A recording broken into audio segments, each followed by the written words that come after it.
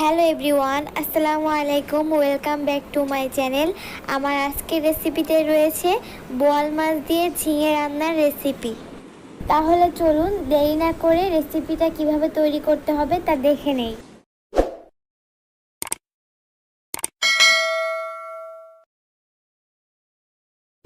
এই রেসিপিটা তৈরি করার জন্য আমি প্রথমে মাছগুলোকে ভেজে নিব।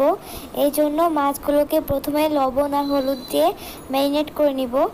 ম্যারিনেট করে আমি 5 মিনিটের জন্য ঢেকে রেখেছিলাম। আপনাদের যদি সময় থাকে তাহলে আপনারাও 5 মিনিট বা 10 মিনিট ঢেকে রাখতে পারেন, আর যদি সময় না থাকে তাহলে সাথে সাথেই ভেজে নিতে পারেন। এখন আমি এগুলোকে একটু ভালোভাবে মেখে নিচ্ছি যাতে সব জায়গায় লবণ আর হলুদটা মেখে যায়। মাছগুলো ম্যারিনেট করা হয়ে গেলে এখন আমি চুলায় একটা প্যান বসিয়ে দিয়েছি। প্যানটা একটু গরম হয়ে আসলে এখন আমি দিয়ে দিচ্ছি 5 টেবিল চামচ পরিমাণ সরিষার তেল। আপনারা যে কোনো তেল, যে তেলটা খাওয়ার জন্য ব্যবহার করেন সেটা ব্যবহার করতে পারেন। এরপর আমি মাছগুলো ভেজে নিয়েছিলাম। মাছগুলো ভাজা হয়ে গেলে তুলে অন্য একটা পাত্রে রেখে দিয়েছি। আর এখন তরকারির মধ্যে যেহেতু আলু অ্যাড করবো, এর জন্য কিছু আলু কেটে এভাবে, কিভাবে কেটেছি সেটা দেখতেই পাচ্ছেন, এভাবে কেটে ভেজে নিচ্ছি। আমার আলুগুলো ভাজা হয়ে গেছে। এখন আমি আলুগুলো তুলে আলাদা একটা পাত্রে রেখে দিচ্ছি। এখন আমি একই তেলে দিয়ে দিচ্ছি পেঁয়াজ কুচি। আমি এখানে 1 কাপ পরিমাণ পেঁয়াজ কুচি ব্যবহার করছি। পেঁয়াজগুলো হালকা করে ভাজা হয়ে গেলে আমি এখানে কিছু বাটা মশলা অ্যাড করব। আমি প্রথমে অ্যাড করে দিচ্ছি 1 টেবিল চামচ পরিমাণ পেঁয়াজ বাটা। তরকারিতে পেঁয়াজ বাটা অ্যাড করলে তরকারির ঝোলটা ঘন হয়, যার কারণে স্বাদটা অনেক বেশি আসে। আর দিয়েছি 1 চামচ পরিমাণ আদা বাটা, আর দিয়েছি 1 চামচ পরিমাণ রসুন বাটা। এখন এগুলো দিয়ে আমি আবারও একটু নেড়েচেড়ে এই মশলাগুলোর কাঁচা গন্ধটা যতক্ষণ না পর্যন্ত দূর হয়ে যাবে ততক্ষণ পর্যন্ত প্রায় 2 মিনিটের মতন ভেজে নিয়েছিলাম। এই পর্যায়ে আমি কিছু গুঁড়া মশলা অ্যাড করব। প্রথমেই আমি অ্যাড করে দিচ্ছি 1 চামচ পরিমাণ হলুদের গুঁড়া।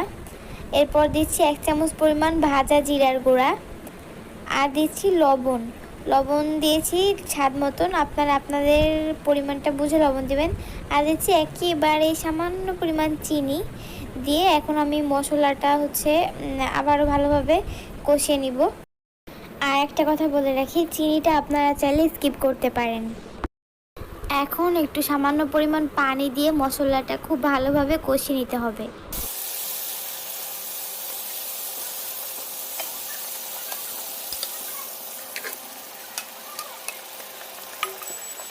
মশলা খুব ভালোভাবে কষানো হয়ে গেলে এখন আমি এখানে ভেজে রাখা মাছগুলোও একটু আবারও কষিয়ে নিব।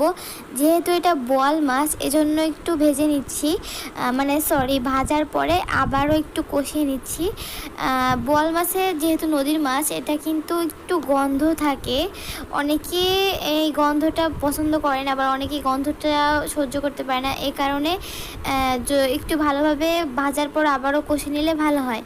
তবে আপনারা চাইলে শুধু ভেজেও, যেভাবে শুধু ভেজে শেষে জাস্ট মাছটা তরকারির উপর থেকে দিয়ে দিতে পারেন। আবার শুধুমাত্র না ভেজে, অনেকে ভাজা মাছ পছন্দ করে না, তারা শুধুমাত্র কষানোর সময় এই সময় না ভেজে কষিয়ে নিয়ে শেষে মাছটা অ্যাড করতে পারেন। তো যার যেভাবে ভালো লাগে সে সেভাবে মাছটা অ্যাড করবেন। এরপর মাছটা উঠিয়ে নিব। কষানো হয়ে গেলে আমি 2 মিনিট করে কষিয়ে নিয়েছিলাম 2 সাইড। মাছটা এরপর উঠিয়ে নিয়ে এখন আমি ঝিঙাগুলো আগে থেকে কেটে ভালোভাবে ধুয়ে পরিষ্কার করে নিয়েছিলাম। এখন আমি মশলার সাথে ঝিঙাটা খুব ভালোভাবে কষিয়ে নিব। ঝিঙা খুব বেশি কষানোর প্রয়োজন হয় না, তবে মোটামুটি আমি 5 থেকে 7 মিনিটের মতন কষিয়ে নিয়েছিলাম। ঝিঙাটা কষানো হয়ে গেছে আমার। এখন যখন পানি বের হওয়া শুরু হয়েছে, এখন এই পর্যায়ে আমি অ্যাড করে দিচ্ছি কিছু কাঁচা ঝাল।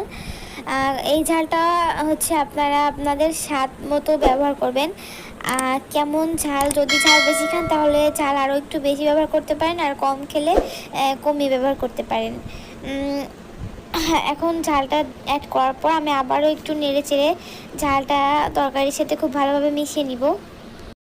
ঝাল মেশানো হয়ে গেলে এখন এই পর্যায়ে আমি আগে যে আলুগুলো ভেজে রেখেছিলাম ওই আলুগুলো এখন ঝিঙার সাথে মিশিয়ে দিয়ে আলু সহ ঝিঙা আবারও একটু কষিয়ে নিব। এখানে আরেকটা কথা বলে রাখি, অনেকে সবজিতে লাল মরিচের গুঁড়া আর ধনিয়ার গুঁড়া পছন্দ করেন, তারা চাইলে এটা ব্যবহার করতে পারেন। আমি সবজিতে এগুলো পছন্দ করি না, তাই আমি এগুলো স্কিপ করেছি। এই পর্যায়ে তরকারিটা কষানো হয়ে গেলে এখন আমি পানি অ্যাড করে দিচ্ছি। ঝিঙাতে কিন্তু খুব বেশি পানির দরকার হয় না, তাই ঝিঙা সমান সমান পানি আমি দিয়েছি, মানে কতটুকু ঝোল রাখতে চাই সেটা হিসাব করে, আর কতটুকু 50% দিয়েছি।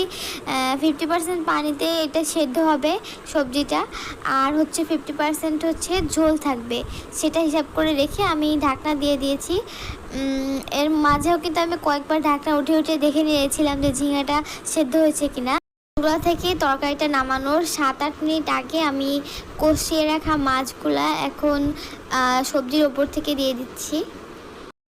ঝিঙার তরকারিটা কিন্তু সেদ্ধ হতে খুব বেশি পানির প্রয়োজন হয় না, কেননা এই ঝিঙা থেকে কিন্তু খুব মানে অনেক বেশি পানি বের হয়, এ কারণেই। আর হ্যাঁ, ঝিঙাতে কিন্তু অনেক বেশি মশলা দিলে এটা খেতে ভালো লাগে না, ঝিঙার যে নিজস্ব একটা ফ্লেভার আছে ওটা নষ্ট হয়ে যায়। এ কারণেই আমরা চেষ্টা করব যে ঝিঙাতে যত কম করে মশলা দিয়ে পারা যায় তত কম দিয়ে ঝিঙা রান্না করার চেষ্টা করব, তাহলে ঝিঙার স্বাদটা অনেক বেশি আসে এবং ঝিঙা খেতে অনেক বেশি ভালো লাগে। এটা হচ্ছে মাছটা দেওয়ার 5 মিনিট পর আমি আবারও মাছগুলো উল্টে দিচ্ছি, যাতে দুই সাইডেই মশলার সাথে মিশে যায় এবং তরকারির সাথে দুই সাইডেই মিশে দুই সাইডে খুব ভালোভাবে পারফেক্টভাবে তরকারিটা হয়ে যায়। এখন আমি ঢাকনা দিয়ে ঢেকে আরও 5-6 মিনিটের জন্য রেখে দিব। আর হচ্ছে চুলাটা 3 মিনিট পরে অফ করে দিয়েছিলাম, আর তারও 2-3 মিনিট পর এই যে আমাদের তরকারি ফাইনালি লুকটা। তো আশা করছি আপনাদের কাছে আমার রেসিপিটা ভালো লেগেছে। সবাই ভালো থাকবেন, আল্লাহ হাফেজ।